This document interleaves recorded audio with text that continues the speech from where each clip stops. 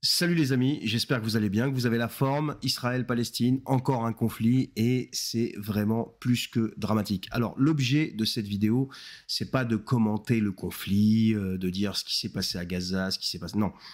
En fait, si vous voulez, l'objet de cette vidéo, moi, en tant que Français d'origine libanaise, ayant vécu dans la région, là-bas, pendant 11 ans, ayant de la famille là-bas sur place, ayant de la famille qui a subi la guerre de 2006 d'Israël sur le Liban, qui avait en fait le casus belli, si vous voulez, de cette guerre, c'était l'enlèvement par le Hezbollah de 4 soldats israéliens en 2006, c'était en août, me semble-t-il, où Israël, pour 4 soldats, avait détruit quasiment toutes les infrastructures au Liban. Il n'y avait plus un seul pont qui tenait debout. Je ne parle même pas des centrales électriques et compagnie, et je ne parle même pas de la banlieue sud de Beyrouth qui a été quasiment, à peu de choses près, rayée de la carte. Voilà.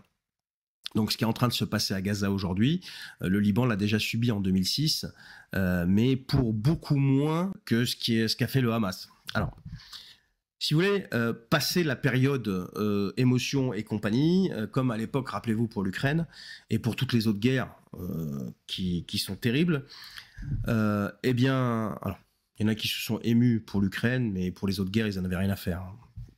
Enfin, ça, c'est une autre histoire. Donc, passer cette période-là, en fait, on se pose des questions quand même.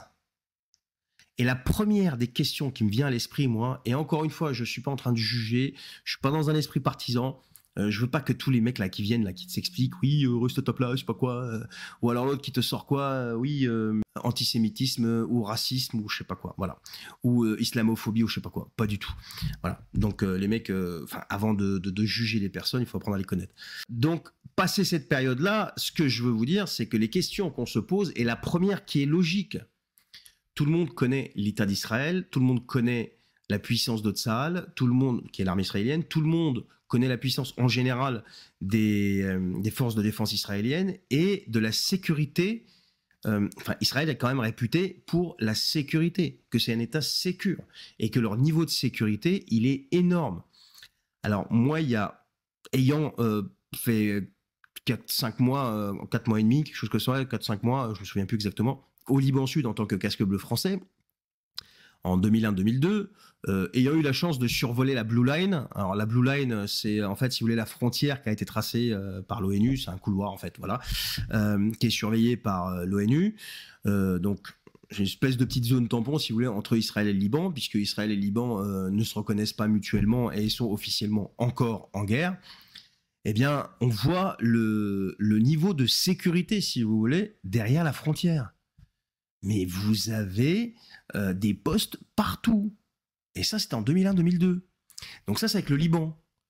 Alors, on se pose la question suivante. Comment est-il possible qu'avec sur la frontière avec Gaza, donc qui est réputée beaucoup plus dangereuse que la frontière du Liban, comment est-ce qu'il est possible que des types armés aient pu rentrer en Israël, percer l'espace aérien, violer l'espace aérien en ULM? Enfin, comment c'est possible? Enfin, je sais pas. C'est quand même Israël, quoi. Enfin, qui est réputé pour sa sécurité et pour les niveaux de sécurité. Première chose. Deuxième chose, comment est-ce qu'il est possible que des types arrivent avec des bulldozers et puissent abattre une frontière, une partie d'une frontière? Il aura fallu du temps pour faire ça. Où étaient les forces de sécurité? Donc c'est des questions qu'on, c'est pas du jugement, hein, c'est des questions qu'on se pose. Et c'est des questions légitimes. Parce que quand on voit le carnage qu'il y a eu derrière, ces gens qui n'avaient rien demandé à personne, mais de part et d'autre, hein, ces gens qui n'ont rien demandé à personne, et tous ceux qui sont dans un esprit limité de réflexion, oui, mais de toute façon, avec tout ce qu'ils ont fait pour la Palestine, non mais attendez, des femmes et des enfants, et des mamies, d'accord? Donc on parle de ça là. Hein. Les horreurs qu'on a vues sur Telegram, et je vais vous dire, vous pouvez aller les trouver partout, c'est juste insoutenable. Et encore une fois, je vous dis, c'est... Enfin bref, je ne vais pas m'étendre sur ce sujet-là. Au Liban, on en a vécu des horreurs comme ça. Donc on sait que ça existe. D'accord? Comment est-ce que c'est possible? Comment est-ce que c'est possible qu'un État comme Israël puisse se retrouver avec un espace aérien violé, avec des ULM, et en ayant pris le temps de défoncer la frontière pour rentrer? Comment est-ce que c'est possible? Première chose. Après, quelles sont les explications potentielles à ça? Alors, première explication, est-ce que l'armée israélienne a été effectivement débordée? Moi, personnellement, j'ai du mal à y croire. Est-ce qu'il y a eu l'effet de surprise?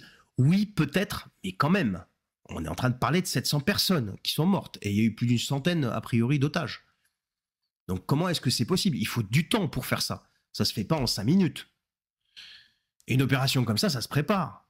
Donc le service de sécurité israélien, le service de renseignement israélien le plus connu, le plus réputé, le Mossad, c'est pas possible qu'il n'y ait pas... il y a un truc, il y a quelque chose. Ensuite, la deuxième raison qu'on pourrait imaginer, peut-être que c'était une stratégie ratée. Stratégie ratée de quoi? Pourquoi je dis ça? Encore une fois, les gens, prenez de la hauteur pour réfléchir. Restez pas au niveau émotionnel, parce qu'au niveau émotionnel, ils disent « mais n'importe quoi ». Non, prenez de la hauteur et réfléchissez. Pourquoi je dis une stratégie ratée? Peut-être qu'ils ont voulu faire une sorte de maskirovka à la russe, de montrer qu'il y a une faiblesse à ce niveau-là, de pousser le Hamas à faire une opération, à commettre quelque chose, dans le but de créer un casus belli pour pouvoir entrer à Gaza, récupérer Gaza, en finir avec le Hamas. Sauf que, je dis raté, pourquoi? Parce que ils s'attendaient peut-être pas à ce que ça fasse un carnage pareil, quoi. À ce que ça aille aussi loin. Ensuite, la troisième raison, qui me paraît un peu plus probable, et qui est plutôt géopolitique, l'Iran a fomenté cette opération, poussée peut-être par les Russes, dans le but de détourner aussi bien l'attention sur le conflit ukrainien que les finances. Et d'ailleurs, il y a un truc qui est troublant quand même, parce que dans la foulée, quelques heures après, l'administration américaine a débloqué 8 milliards de dollars en aide d'urgence à Israël. Donc vous voyez le truc? Donc quand vous prenez un petit peu d'auteur et que vous passez l'émotionnel, tout le côté émotionnel, forcément c'est tragique, c'est immonde ce qui s'est passé, que ce soit d'un côté ou de l'autre, mais surtout déjà au niveau du Hamas. Je veux dire, aller tuer des femmes, des enfants, enlever des mamies, et en associant le nom de Dieu à ça, mais c'est juste horrible, c'est juste horrible. Surtout que nos trois religions, elles prêchent l'amour et la paix. Donc je vois pas du tout, si vous voulez, aucune justification à des horreurs pareilles. Quelle que soit la religion de la personne qui tombe sous les coups des balles ou de ce que vous voulez.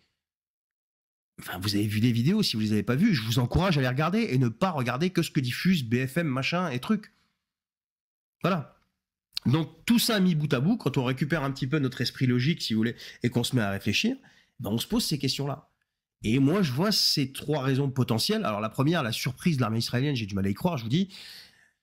Mais ça peut être possible. La deuxième, la stratégie ratée, j'y crois un petit peu plus. Et la troisième, je pense qu'elle est vraiment probable. D'accord?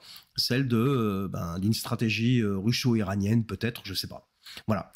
Voilà ce que je voulais vous dire dans cette vidéo, les amis. Donc, vous voyez, on n'était pas en train de commenter l'actualité. On essaie de se poser des questions pour savoir un petit peu qu'est-ce qui s'est passé, quoi, en fait. Qu'est-ce qui s'est passé? Parce que, en fait, ce qu'il faut se dire, c'est que là, on a l'impression que c'est loin, encore une fois, mais ça peut aller très très vite. Ça peut aller très très vite. Là, on va finir par avoir, si ça continue comme ça, on l'a déjà d'ailleurs, deux blocs qui sont en train de s'affronter. Alors pour l'instant, les deux blocs s'affrontent dans des endroits différents, mais ça peut vite dégénérer. Ça peut très très vite dégénérer. Voilà. Donc il est important, si vous voulez, d'en parler et que les gens comprennent. Après, nous, à notre niveau, qu'est-ce qu'on peut faire? Pas grand-chose, à part en parler et donner son avis à ceux qui veulent l'entendre, bien sûr. Et si vous faites partie de ceux qui veulent l'entendre, n'hésitez pas à commenter, partager, liker, faites ce que vous voulez avec cette vidéo. Et puis voilà, moi, j'aurai le plaisir de vous retrouver la prochaine fois parce qu'on va continuer de suivre ça de près. Et bien d'autres choses, parce qu'ils vont pas détourner notre attention de ce qui se passe en France, hein, vous inquiétez pas pour ça. On reste quand même branché, mais bon, étant donné ce qui s'est passé, là c'est vraiment chaud bouillant, donc voilà, c'est pour ça que j'en ai parlé maintenant, en laissant passer, si vous voulez, quelques jours, le temps que tout ce qui est, encore une fois, émotionnel retombe un petit peu. Voilà. Allez, bonne soirée à vous, bonne journée, je sais pas quelle heure vous regardez cette vidéo, partagez-la, likez, abonnez-vous si vous n'êtes pas abonné, abonnez-vous, et moi j'aurai le plaisir de vous retrouver la prochaine fois. Salut!